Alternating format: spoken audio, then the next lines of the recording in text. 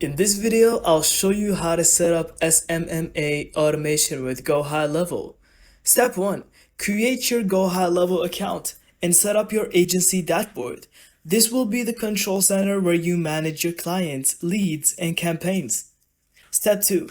Connect your client accounts like Facebook ads, Instagram, Google My Business, and email. This lets you centralize all communication and marketing inside GoHighLevel. Step 3. Build automations using workflows.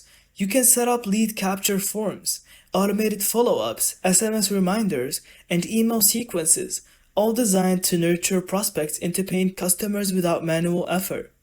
Step 4. Track results inside the dashboard. GoHighLevel gives you real-time analytics on leads, calls, messages, and sales, so you can just adjust campaigns and improve ROI to your clients. Step 5. Scale your SMMA agency by cloning workflows for multiple clients. Once your automations is set up, onboarding new businesses becomes quick and repeatable. By setting up these automations, you'll save time, close more clients, and grow your SMMA without getting stuck in manual work. And that's it. Thank you so much for watching. I hope you found this video helpful. Don't forget to leave us your thoughts in the comments.